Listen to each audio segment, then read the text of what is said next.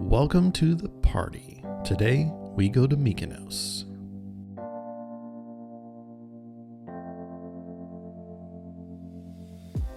You're listening to Travel FOMO, a podcast for people self-diagnosed with wanderlust. Thank you for listening to the Travel FOMO podcast. I'm your co-host, Jamin Houghton, and I'm here with my wife and partier, Hillary. I am the party baby. You don't go to the parties, you bring me. Yeah, we used to party, but now we just people watch. Yeah. Until it gets dark, and then we just go home and go to bed. And that's right. And today we're talking about one of the big party islands. Yes, we are in season 7 of the Travel FOMO podcast, going all throughout Mediterranean Europe and sort of winding down. Mm-hmm. This is our kind of last stop. There'll be another episode where we will go back to England and Dover and kind of make our way home. But as far as the actual Mediterranean is concerned, this is it. That's right. What would you say is like the personality of Mykonos? I mean, obviously it's pretty lively and party-ish. I think that's it. I think it's party-ish. Like it's a party city. It's definitely geared that. It's definitely very touristy. Mm-hmm. I think of all the Greek islands that we went to anyway, it was by far the heaviest touristy stuff. It really was, even maybe more so than Santorini, which surprised us. Yes, yeah. I kind of thought that they would be about the same, really. I think in my mind, I was just like, oh yeah, Mykonos and Santorini, everybody does both, but they're probably about the same. Santorini, I felt like was a lot more dramatic and maybe more luxurious. Yeah. And Mykonos was definitely like tourist town. Yeah. Do you think that has something to do with where the cruise ships are able to port? Because in Santorini, the cruise ships can get nowhere close to the town that everyone wants to come to. That's true. Whereas here, the cruise ships can come in and they're basically right there in Mykonos. Yeah. I think that's probably a little bit of it. Like Santorini, we were in Ia, and so you're way up high, sort of removed from the ocean and sort of separated from that a little bit. Yeah. And I mean, Mykonos, what did we count? Like 5 or 6 cruise ships that we could see from our hotel. And they would dock there overnight. So, people are there all day and night. They are in the city of Mykonos. And just to be clear, there's, I said this last time with Santorini. So just to clarify, Mykonos is an island, but there's also the town of Mykonos. Yes. And that is where we were. So everything that we're about to talk about today took place in the town of Mykonos, on the island of Mykonos, in the country of Greece. Yes. Yeah. Yeah, it definitely had a welcome to my party vibe. And it's also very much a beach scene place, which is not Santorini at all. Right. From what I could tell anyway. Santorini doesn't really offer the beach life. Yeah. And I feel like Santorini was like, people were up late and having a good time and things like that. But this was definitely geared toward like party all night, go really hard. Like there's party beaches, and even so much so that like we were kind of told like, unless you really want to party, don't go over here. Beaches. Yeah. Because they start in the afternoon and they go all night long into the morning, and the sun comes up and they are still going. It's really crazy. I think one of the beaches I kept hearing people talk about was Paradise Beach, and that it was one of the heavy hitters. We did not make our way to that part of the island because we didn't have long, and it really wasn't going to be our scene. Yeah. We were there such a short amount of time that we were like, well, we want to see things, and we don't really want to spend our time and our money that way. We don't want to feel rough on a flight, like leaving. And so we just decided like we were not going to partake in this particular adventure. Yeah. What kind of surprised you the most about Mykonos?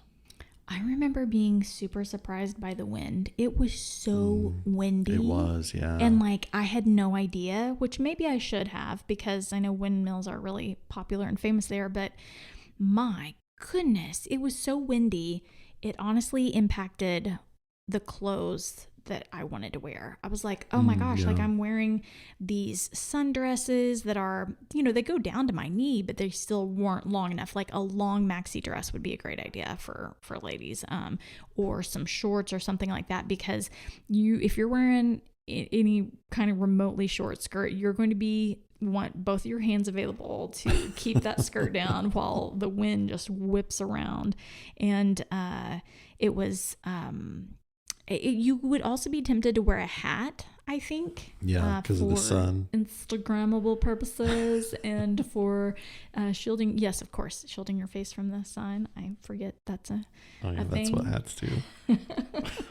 But the wind there honestly just makes it so tricky. It's very tricky. And also your hair is just going to get crazy. So consider pulling your hair back and all that kind of stuff. It's kind of crazy how much it could impact you. And I'm from Oklahoma, where the wind comes sweeping on the plains, and that is a real thing there. Yes, and it was every much as windy as Oklahoma for sure. So yeah. Well, I remember especially like talking about the wind, us going out to the windmills and seeing like and that's kind of one of the famous things there where everybody goes to take pictures, and you'll definitely see that because everyone's out there getting their pictures taken with the windmills. There will be 100 people in every picture that you take. But I remember going out there and just standing there and just being like, I can't think about anything except how hard the wind's blowing right now. Yeah, Like, it was crazy. It's just nuts. Well, and do you remember walking through town to get there? And actually walking through town just to get to our hotel, there are no vehicles that are allowed inside the city center of Mykonos, which is really nice and really necessary. Yeah. Because there's so many tourists. But the roads are really just technically just little small alleyways. So you might see like a service vehicle of some sort. Right. Like but you're not going to see, a pedestrian or a civilian vehicle. And there was very little room too for any vehicles because there were so many tourists, but also the roads were so small. Yes. And old. So that means a lot of pedestrians, they dominate. There's tons of people walking around. But that's great. We love that. Like, we would choose to walk everywhere if we could. We did stay outside of city center though. So we ended up sharing the road with vehicles. Right. Yeah. We had to leave like the city center itself to get to our hotel. And when you did, you knew it because there were like little Vespa scooters and cars just flying around everywhere, and people rent 4-wheelers and stuff like that, which seems like a really fun thing to do, but you end up with a lot of people that don't really know how to drive them. Yeah. And like, because it's not a car, I think people are like, oh, it's like Mario Kart. Yeah. Just like zip everywhere, and it's a little crazy trying to get around. Yeah. But we finally made it to our hotel. Yeah. We stayed in hotel, it was Madalena, and it was really nice. Like, it was on the side of a cliff just outside the city. You could kind of overlook the port. A lot of the rooms like looked out to the ocean. They had a really nice pool there, which we partook in our first day there, kind of in the afternoon. The hotel was like really nice and comfortable. Like, there wasn't much to it. It was like a room with a bed and like a little bathroom, but it was everything we needed and exactly what we wanted it to be. Yes, exactly. And it was beautiful. I mean, like, there was this huge lounge area, an outdoor lounge area right as you stepped out of our room. So there's this great place you could just sit there and watch the sun set, or just see the incredible views of the ocean. You guys have to go see the video actually, because Mykonos is very pretty. And it is, I would say like there's Santorini, but then Mykonos is pretty great. It's just not as naturally beautiful and dramatic, but they've got all, the white cycladic buildings and homes, and then they've got these incredible pink and purple flowers everywhere that are just this massive pop of color, and they were all over our hotel. Like, it was just covered with these things everywhere, and that was like, it was just really beautiful. Every time you like walked up to your door, you're like, oh wow, yeah, this place is incredible. Yeah. So beautiful. Well, I remember too, like, one of the windows in our hotel room all of those little like purple flowers were growing on a vine all around it. And so you would look out the window through these purple flowers out to the ocean, and like that was really cool. Like it definitely is one of those things where you're immediately kind of taken to the place that you are. Like you're reminded like you're somewhere really cool. Yeah. Like all the time because of that being like right there.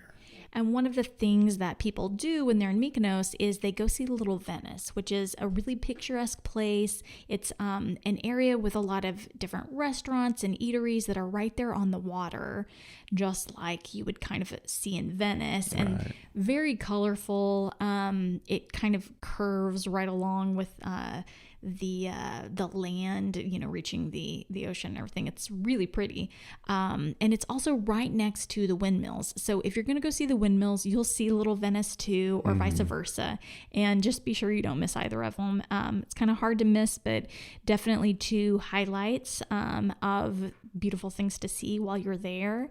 And those windmills of Mykonos are actually really famous. They're typically 3-story buildings, so they're pretty big. They're kind of made into, they're made of stone. They're in this circular shape, and a lot of them have little small windows, and they have like little pointed roofs that are made of wood. And I think even like the actual what would you call it, the arm, like the sails. Yes, there's like 12 of them or something. It's a little bit more than you would imagine when you think of an old big old windmill or something. But so that is just, they look a little different in Greece, which is kind of cool. And they were originally created because the northern wind was helping. They would use that northern wind to churn and grind up barley and wheat and other local cereals and stuff like that. And Mykonos, and on Mykonos specifically, it usually resulted in flour, and that flour could be given back to the farmers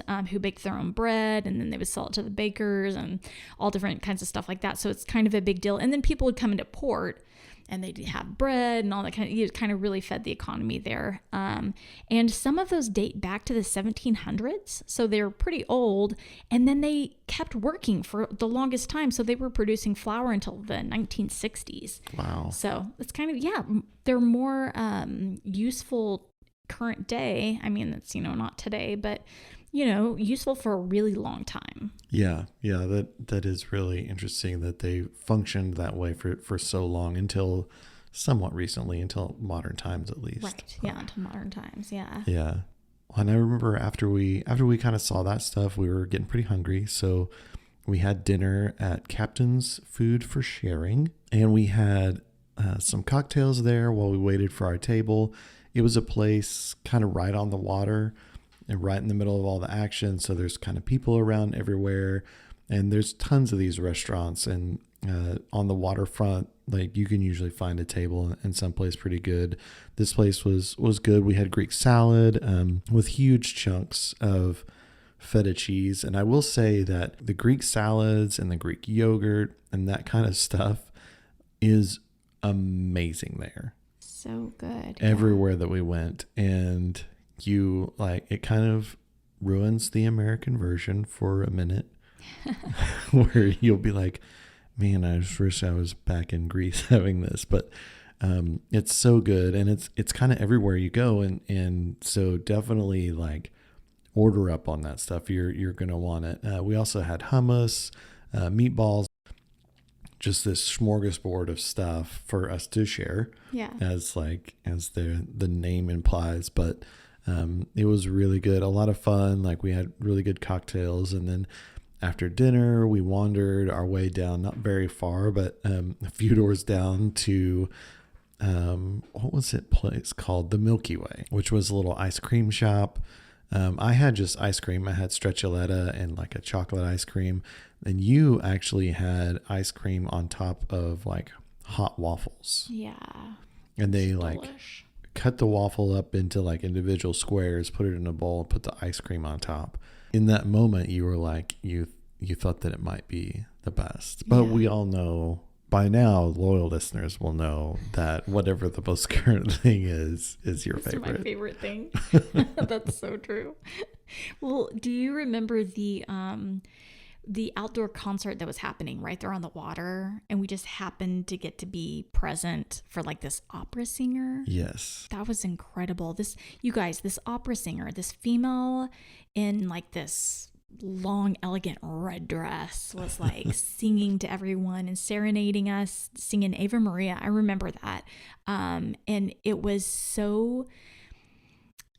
it was just really cool. It was really perfect. She was incredible. And it's getting really dark, and like they've got lights lighting her up, and people are just standing there, and you've got like the sun just like really going down. You've got the water. We're like literally on the water.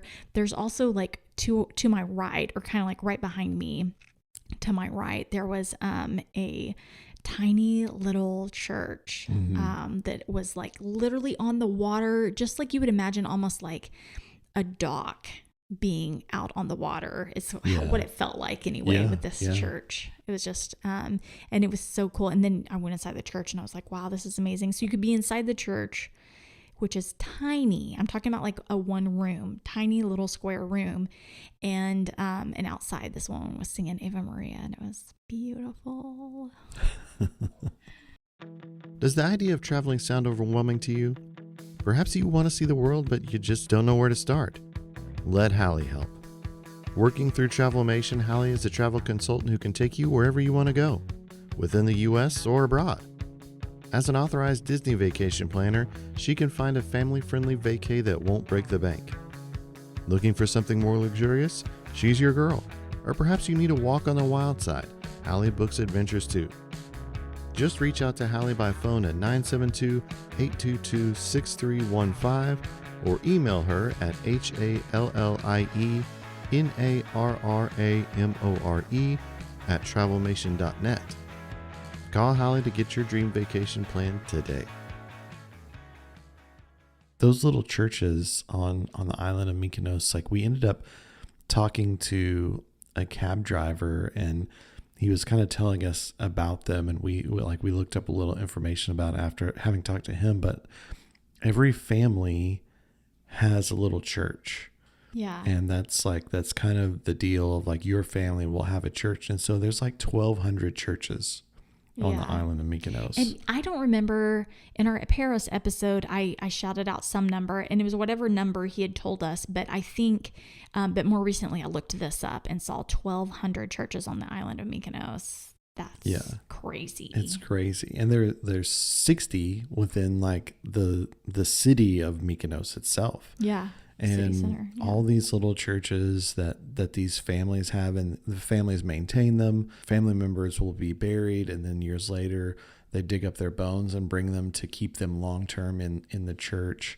So families go there to worship and also to remember their loved ones, remember their families, and sort of do their, like, it's part of their service to the community as well, like maintaining these churches. And it's just this really interesting kind of beautiful thing about Greek culture that is really on display big time in Mykonos. There's so many of them, and they're all really cool, and they're kind of everywhere. Yeah. I was looking it up today, and actually saw that, a lot of those, I was wondering, like, how do they hold church in here? And actually a lot of them weren't necessarily built to hold church services.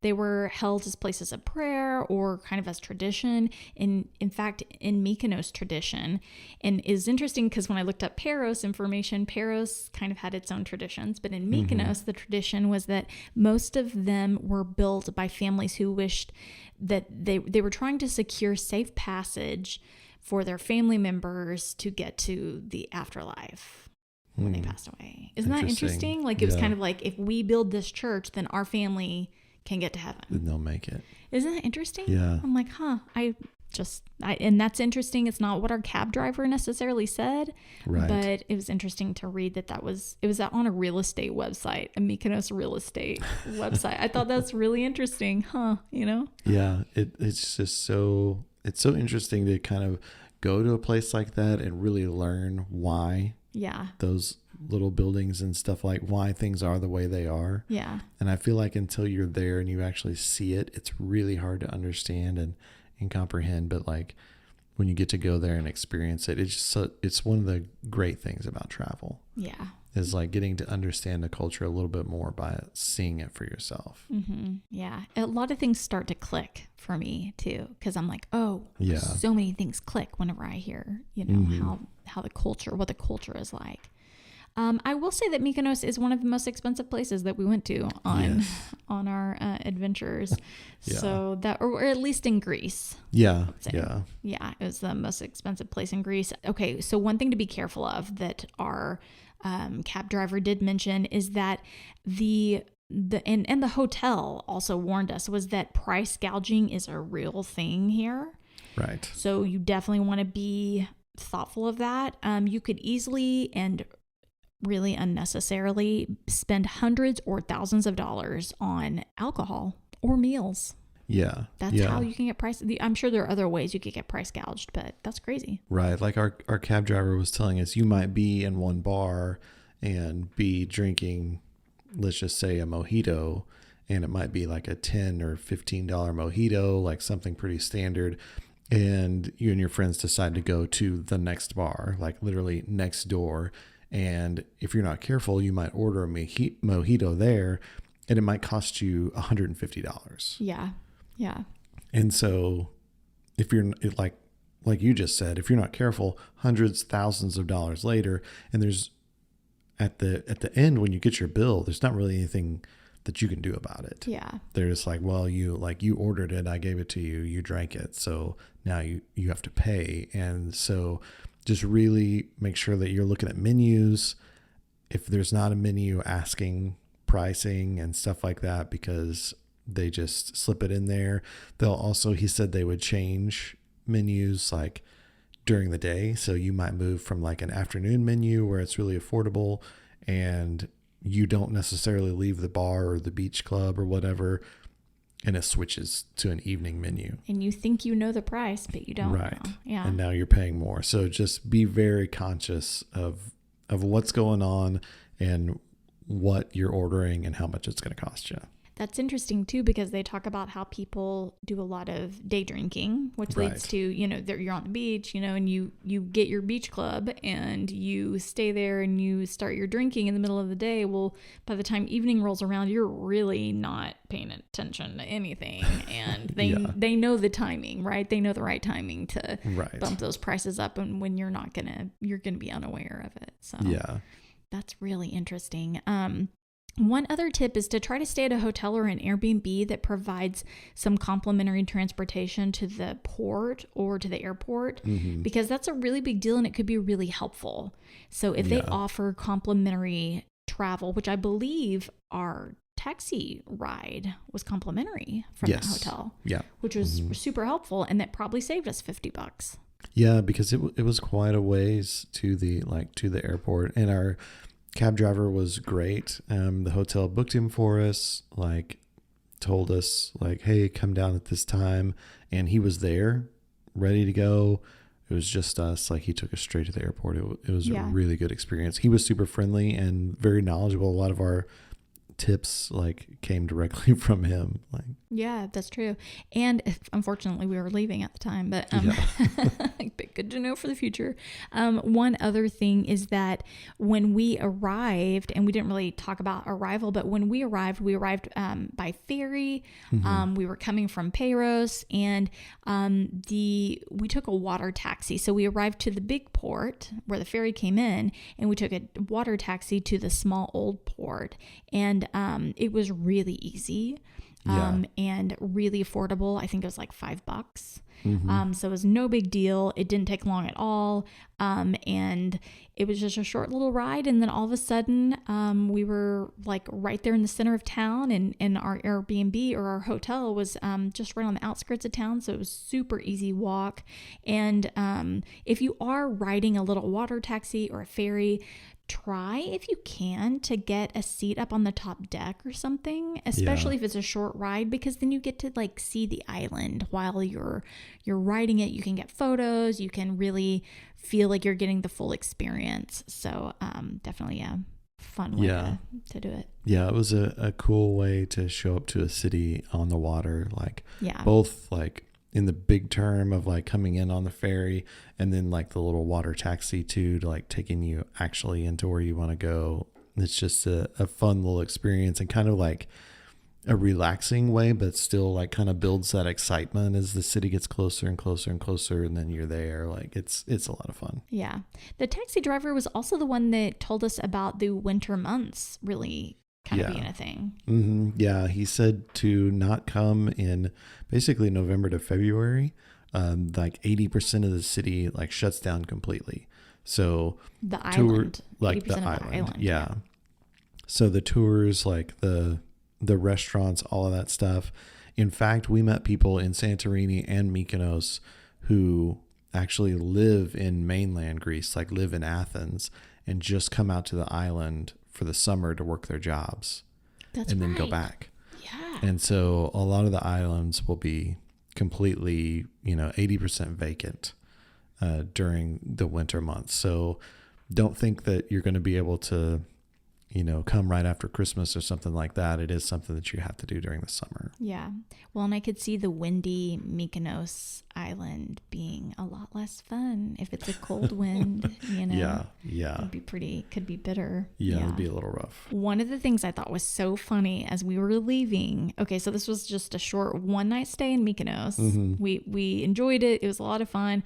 But on our way to the airport, we got to the airport, the taxi cab driver drops us off, and we met a girl from New Zealand, and it started out with us just like doing a little people watching and seeing this girl in front of us in line, and we were like, she is a mess, and like she's got this suitcase wheel that's broken, and she's trying to carry this massive hardcover book that looks like something you would like have on your coffee table. It's like 1 foot by 2 foot or something. Not really, but it was huge. It was big. Yeah. It was really big. And she looked really disheveled. She looked hungover. If I'm being totally honest, she looked completely hungover, miserable. And then come to find out she was miserable.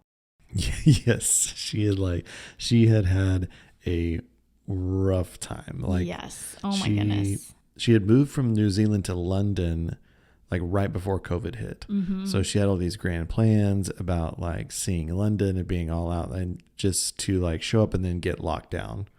Yeah. And so like that was gone kind of rough. And so this was really kind of her first time back out, like back in the real world and like having fun. And so she plans this trip for her birthday to go to Greece with a friend of hers. They get down there, and his family has a medical emergency. I think his brother passed away or something like that. Really? Something like really traumatic and terrible. And so he immediately has to leave. Yeah.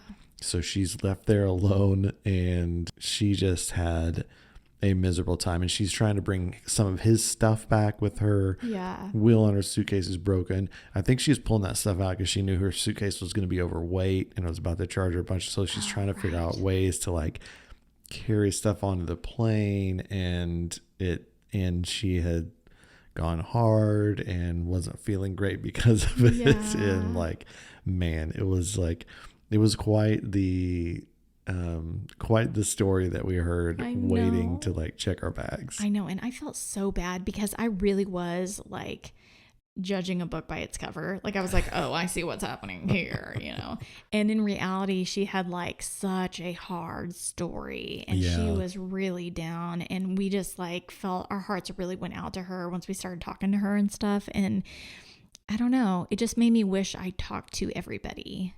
When I see somebody having a bad day, instead of being like, ooh, steer clear, I wish I like leaned in more and was like, are you okay? Like, do you need anything? I mean, I can hold that for you for a second if you need me to, Yeah. And she like clearly was really having a hard time. Yeah, I think it's a good reminder that there's always something behind where someone is and what's going on with them. And like, not every bad attitude is like justified.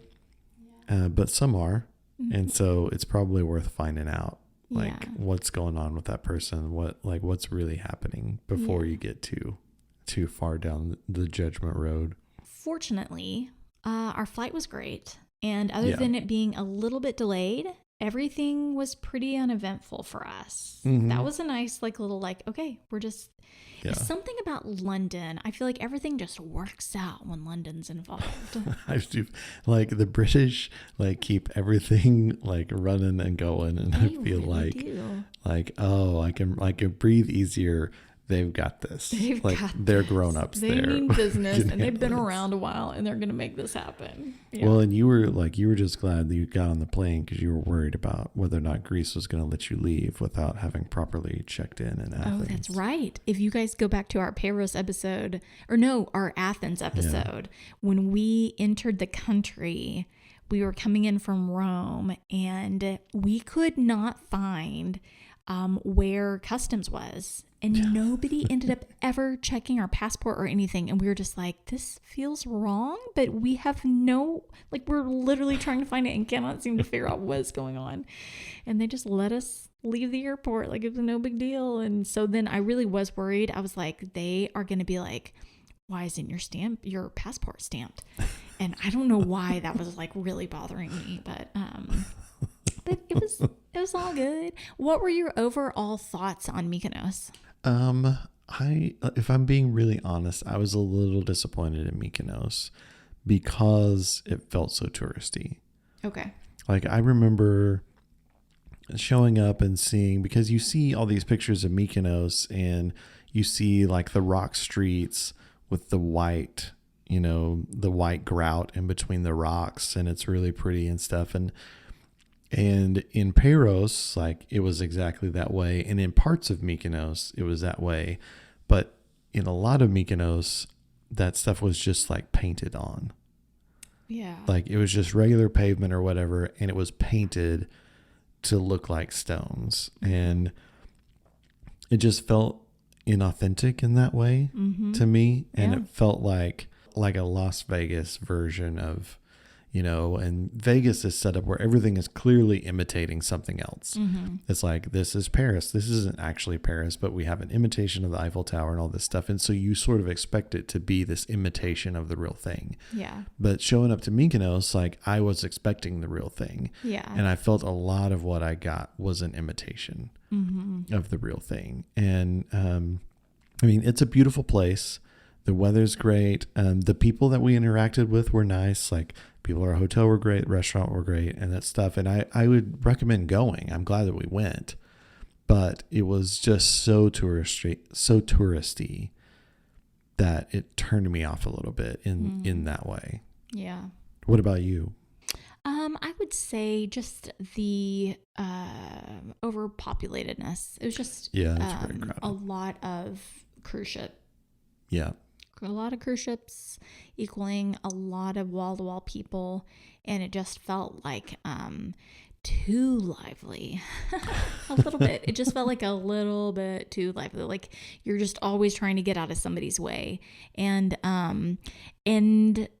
yeah, I felt like they just kind of catered to all of that in the price too. Like, yes. And so that's kind of, it doesn't leave you with a great taste in your mouth, especially when you could be somewhere like Paros. Yeah. And or Santorini, and so I would probably check out some other islands other than Mykonos next time, because we have been here.